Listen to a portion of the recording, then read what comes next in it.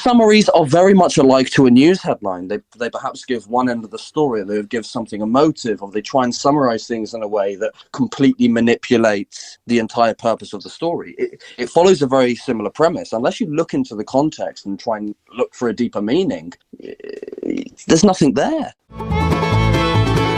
You know, proletariat uprising is the only option. Oh my God. Man, this is what I get for talking to 20-somethings all the time.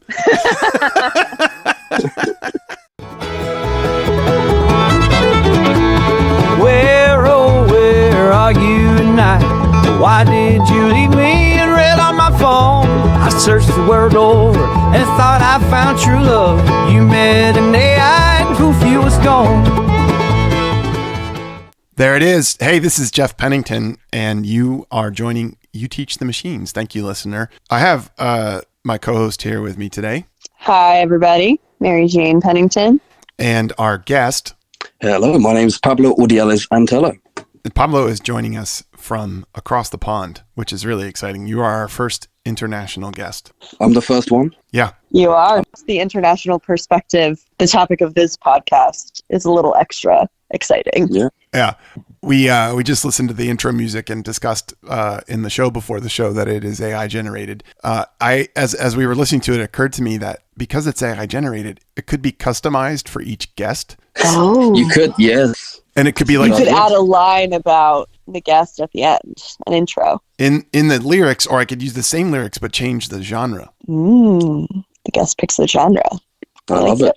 So on that note, Pablo, what genre would you want your intro music to be? You know, I'm probably at heart a classic rock fan, but at the moment I'm really into Elvis. So I'd say a bluesy Elvis rock theme, I'd say, if we could redo it. So like a rockabilly kind of old Elvis? Yeah, maybe with a little bit of an orchestra in the back. Oh, so not old school rockabilly Elvis, but orchestra in the back, more like sort of later in his like a multi-decade fusion, I would say.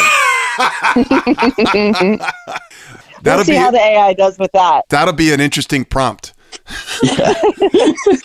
I don't know if I trust it. And it will do it as well. It will do it. If I make it, will you come back on? Absolutely. I'm in Philly, Mary Jane, you're in Virginia, and Pablo is in the UK. That's pretty cool. Pablo, if you wouldn't mind telling us a bit about yourself, how we connected and how, like why you are agreed to join us today. Yeah, so maybe a little bit of background. I'm calling here from London. I'm a 2024 journalism graduate of Swansea University, which is on the coastline of Wales, a beautiful small town. And since then, I've been working in journalism for about 6 years, on and off. I stopped a little bit in university. And now, having left, I'm working at Success Magazine, and I have a particular focus now on the future of work, the future of tech, AI, and that's led me to connect with a lot of people like you, yourself, Jeff, and Mary Jane, and trying to extend my understanding, my knowledge of the industry, because like anyone, I'm learning on the go whilst trying to inform and educate others. Amen. Awesome. The wild thing about this is there are no experts at all. So yeah, I mean, we're giving it our best shot, right? We're giving it our best shot. Yeah. Even the people that work in the AI industry, they're experts at making AI as computer scientists, data engineers, computing experts, that sort of thing. But it's kind of like they're making a complex weather pattern that they're going to just like launch into the atmosphere. Like they know how to make release into the world. They know how to make a complex weather pattern, but they don't really know what's going to happen or what it's going to mean. Yeah. Oh yeah. That's a great analogy. I was talking with Lucy's mom about this yesterday, a little bit about how working in AI and tech right now is really interesting because it's not just about the tech and about making the AI. It's become so much, in my opinion, more focused too. It's like, what implications does this have for how our society is going to function? How is this going to impact people? And that means that tech is like at the intersection. And with my liberal arts education, I'm a little bit biased, but like having an understanding of how people operate and how society operates is super important if you're going to be working in tech right now. Absolutely. I think from the top down, I think it's important that you mention the executives, because I think they have been very cryptic. If you look at the CEO of SoftBank, he said that everything will change and the world will not be the same anymore. But I think amidst all the doom and gloom surrounding it, which I think the media actually bears a lot of responsibility for. I think we started to lose sight a bit about how valuable it could be. And I think that's really the turning point now, which is how do we kind of use this and make something productive or positive out of it? Yeah.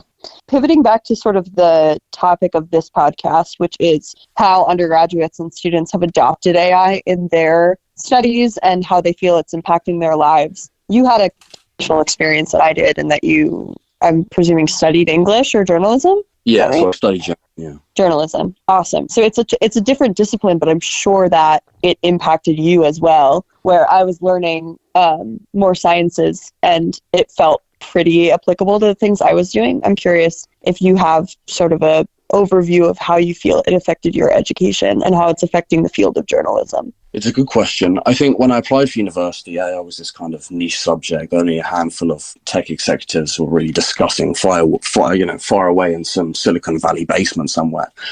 So I think after leaving university, I kind of had this epiphanal moment where unless you really understand what we're going through, there's not really much I can consider about what my future could look like. But there was certainly a feeling that it was a kind of academic identity crisis. I think when I was a student sitting in class watching the university kind of scramble about how to deal with it, it very much felt like the fear was built on the idea that they were going to no longer be able to decipher a student's work from a robot's work. And that is kind of a crazy paradox in itself about how academia continues on that front. Oh, so when it emerged, the academics and in this identity crisis saw AI as an automation of their industry, or at least that they didn't know the answer to whether or not you were graduating into an employment desert because of AI. And we're already seeing it before our eyes, the layoffs and everything else. And they weren't really kind of sure about how to inspire the next generation of journalists in a landscape that seems so undecided and mysterious. Wow, and you kept at it. I think you have to. I think it brought a whole new sense of ambition in me, because if you're telling your students that journalism is going to look very different, it has to burn something inside of you to keep going. Because at the end of the day, without a free press, without an independence of the media, what society do you have? That brings up this reality that language-based AI is derivative. Right. So the intro music is derivative because that music model was trained by taking, every digital representation of a song that company could get their hands on and, creating this big matrix of music data that represented all of that prior art. And then when I go in with a prompt and say, hey, hear these lyrics, give me something that sounds like, a twangy mountain bluegrass song, the system goes into that big matrix and takes a slice of it that matches what I'm asking for. And out of that slice, it's able to code, to piece together the sounds. But that slice is entirely based on recordings that the AI has, quote, listened to and are represented in this big right. matrix. The same holds true for language, where the AI has read lots of, journalism articles. There's as you, I'm sure, are well aware, there's a lawsuit brought by the New York Times because against OpenAI, or maybe Microsoft. Do you know, Pablo, which one it is? Yes, and there's a very similar one that I wrote about late last year involving Dow Jones and the New York Post, and they sued Perplexity, I imagine, for a very similar thing. Yeah, which they quoted as a massive amount of illegal copying, which basically brought forward this idea that AI kind of had a little bit more value than we ever thought. This idea that our work was once our own is kind of a much more muddled topic now. Yeah. Where can people find that article? So if you go to the Success website, if you use the keywords Dow Jones and New York Post, you should be able to find it. All right, cool. Success. I gotta go read that because I didn't know about that lawsuit. I'm only familiar with the New York Times one. But anyway, getting back to the story here. So the New York Times is suing OpenAI because OpenAI scraped all of the articles that the New York Times has ever published or has published and put online digitally and put it into the model, and you can write an article in the style of the New York Times. Yeah, or even you can retrieve New York Times articles by asking, you can retrieve a very close facsimile of a New York Times article by asking the AI for it. Right. And so dodge around the paywall. Yeah, dodge the paywall. That happens all the time. Yeah. That happens actually with scientific papers because somebody will upload it as a prompt because they want to, summarize it. And now, now the language model incorporates that because every time you put some may see that as a democratization of information, but I think it's wider than that as well. Yeah. We're going to have a hard time staying on track today. We're also going to have a hard time not talking for like 2 hours because my optimism in AI, because I am at core an optimist, is around democratization, right? But getting back to what it means to be a journalist and your burning desire to find and create, for at least for you, a meaningful role, life, meaningful contributions in journalism, career, is in some ways supported or possible because AI is so derivative, right? An AI model is only as good as the data it's been exposed to. And so an AI journalist is only as good as the articles it's read before. Of course. And, original, quote unquote, original content generated by an AI is really, an amalgamation, a reweaving of prior content that it's been exposed to. So go ahead, MJ. Sorry. I think what's a little bit scary about that for us and our generation is we talked a little bit in like the show before the show about how there's probably going to be an experiment with generating articles via AI. There's going to be an experiment with trying to automate entry-level jobs. And I think that ultimately it will fail because of curiosity for new types of writing and creativity and reporting in novel ways that the AI just can't do. But I do think there's gonna be an attempt, right? And that attempt is scary for us entry-level position seekers right now. We're like, what is that going to look like when they try and replace the 20-year-olds with AI? And ultimately fail, I would think. So Pablo, as a 20-something class of 24 instead of Mary Jane 20-something class of 25, you've actually gone out and done it. You've written articles. You've gotten a job in journalism. Huge. How did you take that burning desire and turn it into what's happening for you now? Well, I was determined leaving university that I was going to continue on this path. There was no way I was going to do anything else. I was set on it the minute I started a degree and looked further into it. But I think what you're both alluding to is kind of the double-edged sword of AI, which is at the same time AI could be completely revolutionary for journalism in its data mining capacities, its ability to kind of get news out quicker than we can even imagine. But there's also this other side of it, which is kind of how much can you actually automate? When I look at the news articles I'm writing, particularly on news which has only come out in the last couple of hours, it's absolutely impossible that an AI chatbot could ever condense any of that new information into something that a reader wants to read. Because I don't know if you've ever read, these AI generated articles, but they don't tell a story. They don't have any substance. Everything, it's almost as if you can feel the presence of the robot when you read it. Yeah, because it's not trained on an existing database. It's information that's coming out in real time, and the AI can't write with limited information. Absolutely. Right? Yeah. So when we spoke earlier this week, you said that from your perspective in journalism, primary information gathering, primary reporting, like going out, learning something that's just happened or is novel, that's not something that machines are going to do. Absolutely not. Absolutely not. And in kind of new mediums that people see stories through now on YouTube and social media, news takes a plethora of variations. A lot of people get their news from watching sit-down interviews, watching politicians being grilled, watching scrutiny in action. So news is not as simple as you get an update, you read the summary, and there you go. I know what I'm talking about. There's so many ways that you can discover and find out new information. So I think to see it through this lens that you can just automate the industry like that, and it doesn't make sense. It's a lot more complex, in my opinion. I think that's a really good point, especially our generation. Like, who do you know who gets their news from sitting down and just reading a newspaper article, right? There's so many different forms of journalism, and a lot of that has a human interactive touch, and also we react well to human creative interactive forms of presenting news. Our generation does. Yeah. Yeah. And on the ground journalism is so important. And I don't think it will ever lose its value. If you look at conflicts across the world or some of the most closed and oppressive nations, you need journalists on the ground to tell those stories. Yep. Yeah, the AI can't be behind a war zone barrier or whatever. Yeah, get a pass to interview people. Walking up to a group of striking workers, those sorts of things. Yeah. But I think there's the potential where there could be a future chatbot that allows you to inquire about breaking news in real time. Hey, Pablo, could you restate that? You just broke up. Sure. Yeah, I do think there's a future where we could be looking at a revised AI chatbot that's able to provide breaking news updates in real time, a little bit how we use ChatGPT. But I think the main challenge at the moment is how much we can depend on it to tell us the facts. And that will also be the next step, I think. If we want to trust the AI machines, we have to know that what it's giving us is substantive and better than we can get by ourselves, by Googling, by talking to people.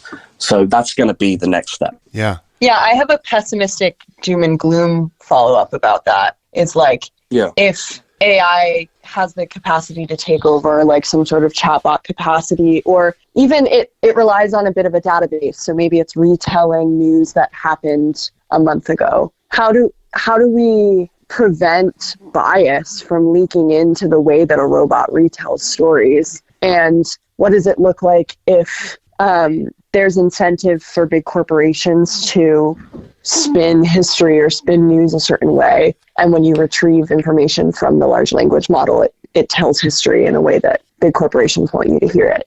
I'm just curious to get thoughts on that. It's a great point that I think goes back to the ownership structure of news and why we trust certain outlets and why we don't trust others. But at the end of the day, I think that's just the political economy. And that is further complicated by a future where we are just simply absorbing news from commercial outlets, which essentially these AI engines are at the end of the day. They are for-profit commercial outlets. Yeah. Well, yeah, and I guess my question applies to the way we currently get our news too. Any sort of commercialization of news. Like, I did a lot of research for the book I wrote that's coming out soon into journalism of the past. So one of the kickers with AI, and I'm interested in your thoughts on this, Pablo, but one of the kickers with AI is that, unlike with the World Wide Web, this is entirely driven from the top down by massive corporations because of the scale that's required, the scale of capital that's required to gather data and process it and generate a model and then run that model. I mean,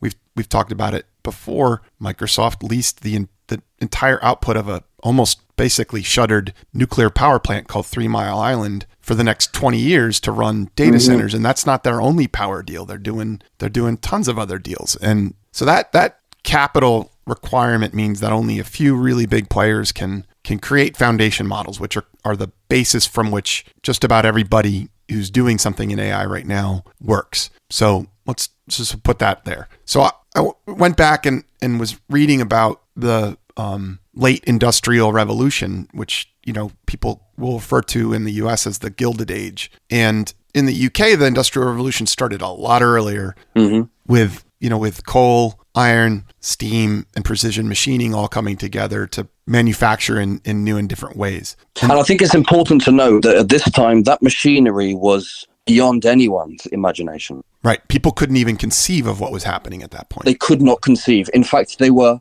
utterly fearful of it. Yep. So we've kind of been here before, and I really dig into this in the book because I was just fascinated with this precedent and this analogy. So with the World Wide Web, I lived through the birth of that, the rise of it, in college. I was effectively your age, both of you, when the web became a thing, when the first web browser was released, and it was building on top of the internet, which prior to that was something that was really only, kind of like AI, was really only used by a few scientists and engineers and technologists, right? But the web took it to the consumer, so to speak, but like at that point, it was very much like the web only became a thing because somebody sitting in their dorm room decided to set up a website, or somebody sitting at home and Mary Jane's mom, my wife Missy, did this. She wanted to share photos of Mary Jane when she was first born, so she built a website, right? She'd never done it before. The tools were good enough, she could figure it out, but it was a very grassroots, bottom up community-driven change in technology, right? And Yes. so it was much less of a threat to individuals and their jobs. It was much more of a threat to, brick and mortar retailers and, newspapers, that sort of thing, who all of a sudden had to adapt to something new. And AI is kind of the flip of that, where it's being driven by large corporations based on their own, legal responsibility to return a profit to their shareholders. And I'm not demonizing these corporations. They're doing what they're supposed to do. They're doing what we want them to do as often as shareholders in the stock market, right? We own these companies. So this top down change and come, I'm going somewhere. I'll get back to it. So this top down change to some extent looks a lot like the Gilded Age, when the innovation in business was to roll up and aggregate and automate and gain efficiencies. At its worst, monopolies with anti-competitive practices that led to legislation around the world. But the journalism at the time were huge papers, huge media outlets, and they were the intermediaries. Yes. And there was there were a lot of incidents where, just like today, a politician or a businessman would try and co-opt and or influence the narrative in these newspapers, and journalists as intermediaries were dealing with that. And then there were startups like Sam McClure, McClure's Magazine, which broke out of that mold and became the first investigative journalists. Ida Tarbell, like the first investigative journalist. She was also a woman. And they started writing these stories, and it was scandalous at the time. And like, could you even trust them? Because they weren't the New York Times or the Washington Post or the whatever. So that, we've kind of been here before, except now the intermediaries aren't, these big newspapers. The intermediaries to information are the foundation models of massive tech companies. Yes. And those tech companies, they don't really understand what the hell's going on inside these things. They literally don't. They don't understand. They're actively researching like, yes, hey, how can we know what's going inside that giant matrix? Yes, I think it's important. It's interesting that you mention the newspapers and their involvement especially in the British parcel now. I think that the newspapers today are still just as much political players. They have a different role, but it's interesting that despite the fact that these newspapers perhaps didn't concern the best interests of the people in not allowing for total free thought, at least they were observers of society. They were curators of truth and perspective and debate. These tech executives are nowhere near as embedded in the social structures we have. They are almost removed from the everyday perspective of the working man that is just worried about what his job was like. They see things on such a grand, pompous scale that it's difficult to even align with it. Wait, Pablo, are you saying that it's almost as if these tech executives are building rocket ships and flying into space and looking back on the Earth? Wait, that would never happen, would it? I think that separation and that big othering of the big tech companies, the amount of power, the amount of money invested, it's unapproachable, right? Like they are people that are capable of generating this powerful large language model. So therefore our fate is in their hands. Almost like you talked about them releasing a storm that they don't understand on society. This is kind of just being released on us, whether we want it or not. It's coming. Ask a teacher if they asked for this. Right. Yeah. And it's at a magnitude because of the othering of these big companies, because of the capital power that they have. It as opposed to the internet and the World Wide Web, where it could be built from the ground up. This is just a big, a large scale technology that's being released onto us, and we don't have a say in how it's built. Don't we? Why not? What choice could you make that would it might be minuscule in the grand scheme of things, but what choice could you make that would aside from a proletariat uprising? A liberal militia, if you will. Your argument, and I know what it's going to be, is we teach the machines, and the way that we prompt the model and the types of data that we allow on the internet are what is feeding and fueling the model and teaching the model, and that's how it will it will behave based on how it's taught. I hear that. However, it does feel like this was released on the public before there was any sort of awareness of what it meant, or that we were teaching it, or that our data was feeding it. And it's gotten to the point where the model has learned so much from the data it's gotten. Even if there's a lawsuit now where New York Times, it means that the model can no longer read New York Times articles, doesn't it already have that knowledge? Isn't it too late? Well, that's a big question. And I guess the part would be, if AI does evolve into something which looks even slightly more catastrophic than it does now in some respects, is it the fault of the user in their complacency to actually figure out why and whether they should be using it? Right. Where does that blame lie? I'm gonna ask you to consider if blame's the right word, or if it's accountability and finding a sense of agency and taking self-efficacy in a highly complex system, right? Sure. So in other words, own your own shit, right? Right. Yeah. Right. And I guess that's what I'm asking. yeah, here's an example. My friend called me yesterday because he knows I'm collecting stories and anecdotes. He runs a successful technology company. He got a call from one of his competitors, somebody he knows well. It's kind of co-opetition, and another CEO. And they said, hey, you need to know that there's a lot about you and your company out there that you might not assume.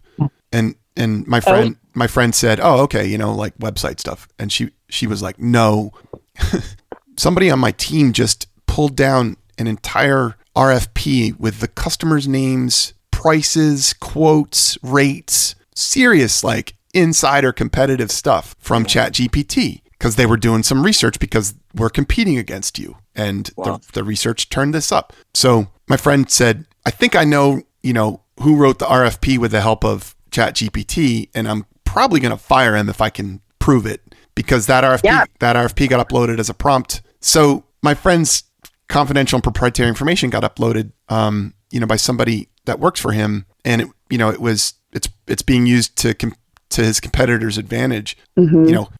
Is that OpenAI's fault? Is that the employee's fault? The employee's fault? Is that collectively as a society our fault, because like we're putting our heads in the sand and like not one to actually learn what's going on, that's right. The kind of thing that happens and is happening all the damn time. I think if you feed the lion, it will get big. It's an obvious reality, but I understand what you mean. So Pablo, I'm going to bring this back to because it's always fun to talk in the abstract, but for you personally, you're generating through your creativity, your time, your intellectual capital, you're generating novel thoughts and you're putting them into your writing. That's your intellectual property. It's owned by your employer or whoever you license it to if it's a freelance deal. But how do you approach using AI when it's your own proprietary and confidential writing? So the issue of copyright is an interesting one, because the words that I write, whilst they may be mine, at least on a personal or spiritual level, when they're uploaded to the World Wide Web, it kind of becomes a collective resource, because at the end of the day, that's what news is, right? We're using it to educate each other. So I don't have this kind of personal protective mentality about what I write, because at the end of the day, it's for other people. But I still think that it's crucial to have conversations about that, because perhaps it's better to look at it from the side of whose hands is it going in. And if it is going to feed AI engines and to embolden those products and to create profits, then perhaps there is an argument that I should receive some kind of compensation. If my work is a commodity, then it opens up a whole host of debates about what do I own and how much value does it have and how much I should expect in return. How do you use AI when you write? So I don't use AI to write anything, just because I don't trust it. It makes things muddled. AI for me is incredibly useful for kind of two main things. If I'm doing data collection or I'm trying to find or fact check, it's incredibly useful to find the source quicker than I ever could, especially for things like quotes. But on the other end of things, translation is a massive one. So I was recently doing an article on RedNote, which was this kind of emerging competitor to TikTok that they've been using in China for some time.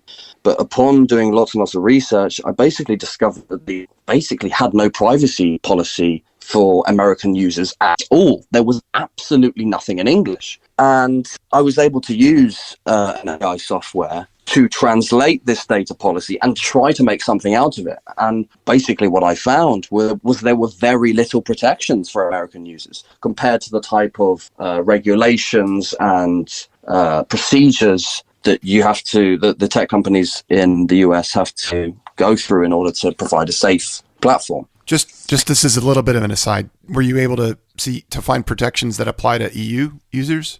No, I wasn't. Okay, so you were looking at it strictly from the US perspective. And even within the policy, it was so cryptic to the point where I'm sure if you gave everyone a copy of this policy before downloading the app, very few would download it. I want to just highlight that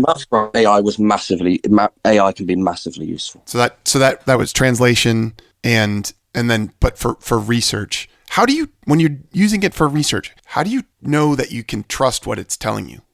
So I think a big part of it is asking the software to trace back where it's found its information. So often AI will kind of just blurt things out at you and expect you kind of just to take it at face value. But I think with a discussion, the more that you kind of prompt it in the right direction, it should take you to some kind of URL or some kind of discovery page where you can try and find out where you are. Often, I mean, as we said throughout this entire discussion, it's not perfect. There'll be a lot of times where it thinks it's found what you're looking for. Some article that was written in the 1990s that focused on a specific area of scientific discovery, but you really have to play around with it and try and find the roots. It combines sources, it misquotes, it leads you to URLs that don't work anymore. It's using it, I think it's sort of an advanced browser and an advanced way of searching, but fact checking is a really effective way to use it. And a lot of people don't do that fact checking. As long as you are critical with it. Critical with it. Yeah. And that's the thing, is people want to use it to go brain dead and automate part of their brain so they can just do it and not put any thought into it. But like any tool, you have to use some critical thinking when you're using it. Exactly. No journalist runs up to an eyewitness, takes the account and goes straight on live TV. There's a level of discovery that you have to do, but a level of investigation, if that's a better word, that you have to do beforehand. And I think you have to treat AI the same way you would treat an eyewitness. Critical judgment. Can I have a little fun? Sure. Please. All right. Now I have both your permission. So I personify AI as your drunk uncle, right? Your drunk uncle who loves to talk and will expound on just about anything. Oh, yeah. No matter what, right? Your drunk uncle and their inhibitions are lowered. So like they'll really go off and like, you know, spin a tale. And that's even too kind. So, you know, the AI industry, like early on in R&D described this behavior of, you know, it'll just like literally make up a source, a primary source. Yeah, if you ask it for a primary source for something, it's going to give you one, like your drunk uncle would, you know? Yeah. And early on... Oh, yeah, I heard it from this person. I heard it from this newspaper. Yeah, I was there. I was right outside the building when, you know, when the... Facebook somewhere. Yeah. So early on in R&D in AI, the term hallucination was applied to this, and that stuck somehow. And I think that's a euphemism, and because once you're into this, if the stakes are high enough, if like you might be looking for a recipe for, you know, shrimp stir fry, stakes are low. Mm-hmm. It makes up a recipe, fine, whatever. You know, as long as it's not putting arsenic in your shrimp stir fry, you're fine. But as the stakes start to go up, the behavior stays the same. It'll give you an answer no matter what. And, you know, it's being taught by our interaction with it to sound authoritative because we respond well when it sounds good, right? Yeah. Just like if your drunk uncle, you know, he's not slurring his words, he sounds good. He sounds like he knows what he's talking about. So okay. He's assertive, his voice is raised. Right. And definitive. So, you know, AI is like your drunk uncle, like it'll try something out, and if it's going well, it'll keep doing it, and whether it's right or not. And drunk uncle hallucination. But what's really happening is it's lying, right? It's lying. And I'll say it's lying intentionally because the system's been designed to generate and generate at all costs. And so I love the talking to a real live journalist who, you say like, I'm not going to walk up to somebody on the street and get a quote and then like, take it to my editor and they're going to run it. Like, no friggin' way. Cause like that could literally be somebody's drunk uncle. Who's lying through their teeth. Yes. Yeah. And it's not the responsibility of the drunk uncle once that goes on air. It's up to you. I report on a story that AI has led me a rabbit down hole and it become completely untrue. That's my entire credibility at stake. That's not the fault of the AI, because I think that, and I do think there is a certain bit of accountability that you have to take when you're interacting with this technology, and there is a certain level of education needed as well about how to use it, because otherwise it can just lead you down a rabbit hole of complete nonsense. Yeah, it's not the drunk uncle's fault. I like that. And so he had too many whiskeys.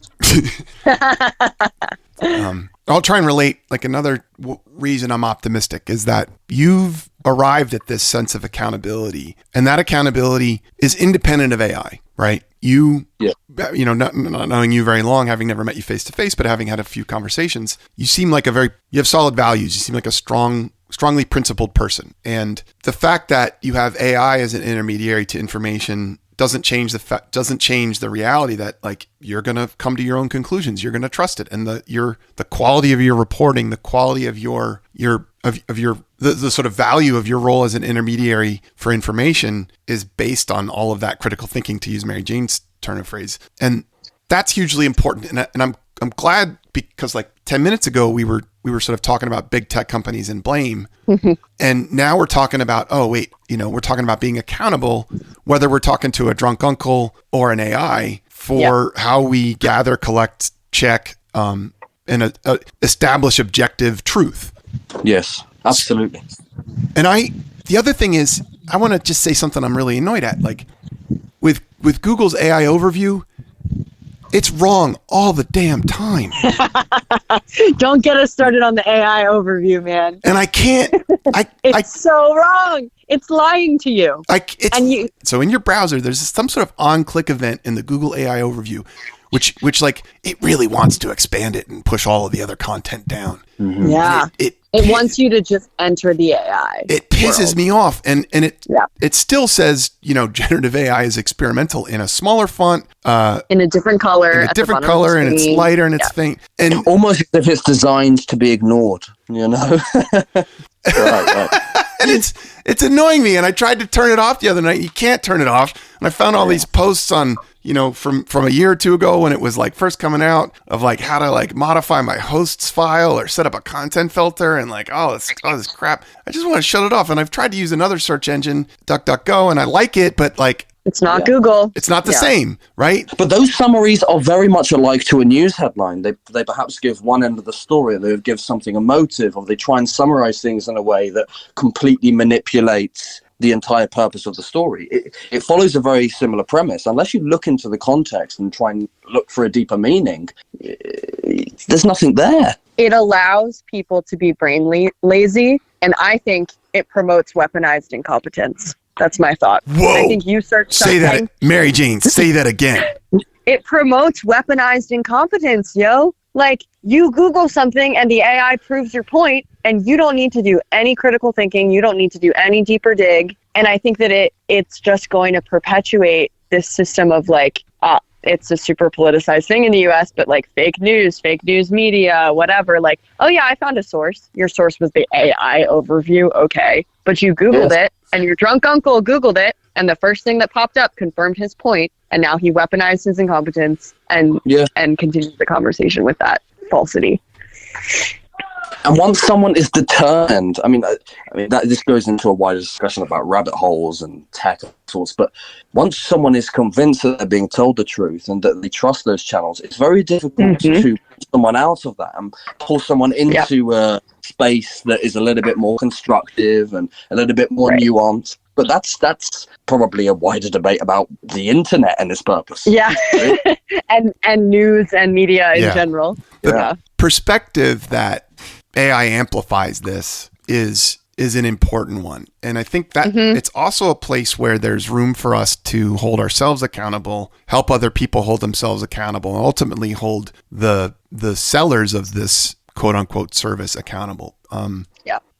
For example, I saw a lot of, once I scrolled down past the AI overview, I saw a lot of people asking, hey, how do I shut this thing off? That's a backlash straight up. And, proletariat uprising is the only option. Oh my man, this is what I get for talking to 20 somethings all the time.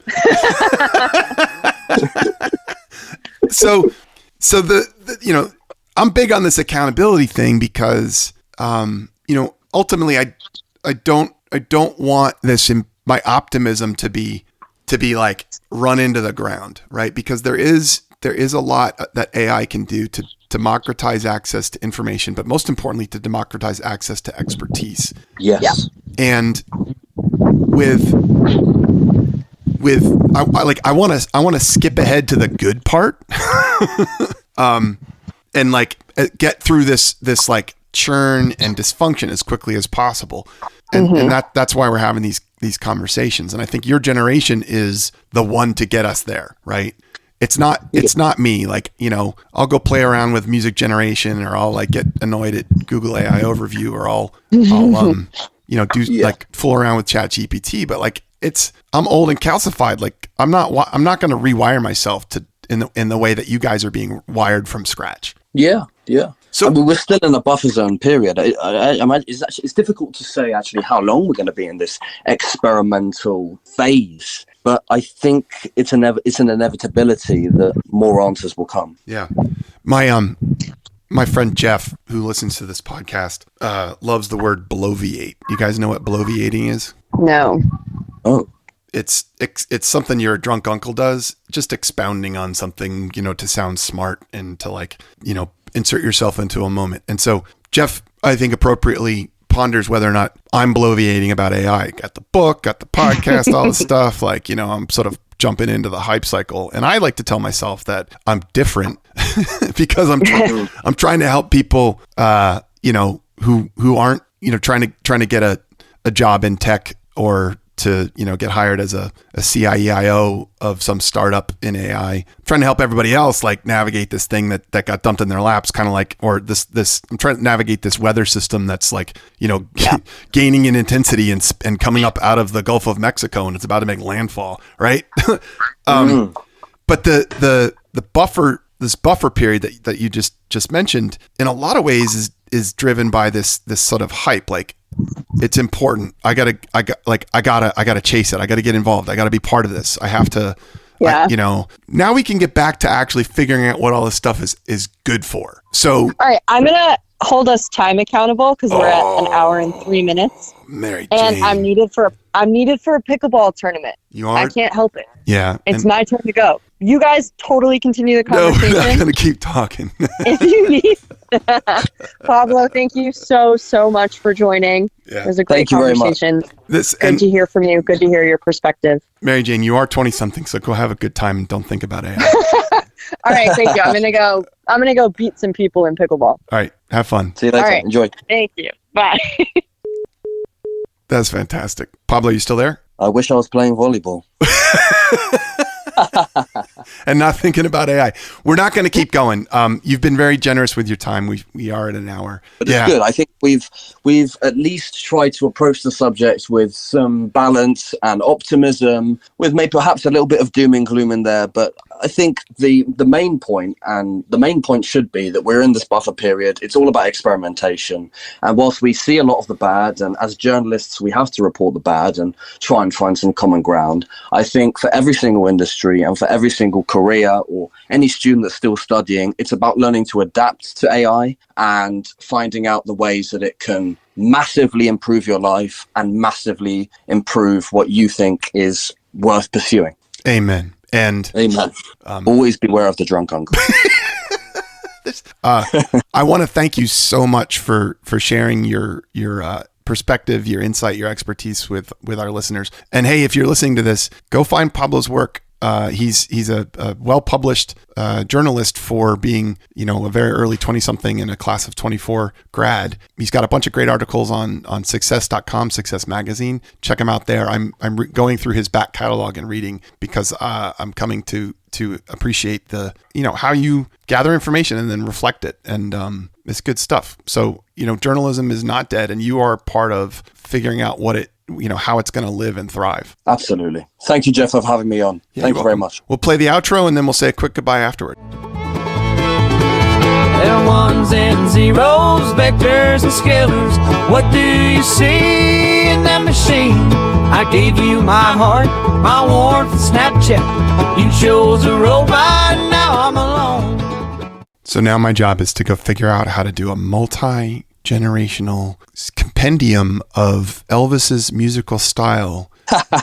Hey man, thank you so much. I hope we get to do this again. You've got a lot to offer to listeners out there. Absolutely. You Teach the Machines is hosted and produced by me, Jeff Pennington, and co-hosted by my daughter, MJ. Look for my upcoming book, also called You Teach the Machines, due out in the summer of 2025. Please take a minute to review and subscribe to You Teach the Machines wherever fine podcasts are downloaded. Copyright 2025. Any and all use of the audio recording of You Teach the Machines for training or other contribution to artificial intelligence models or their application is expressly forbidden without the permission of the creator. And we'd love to give you permission, so long as you come on the show. Goofy was gone.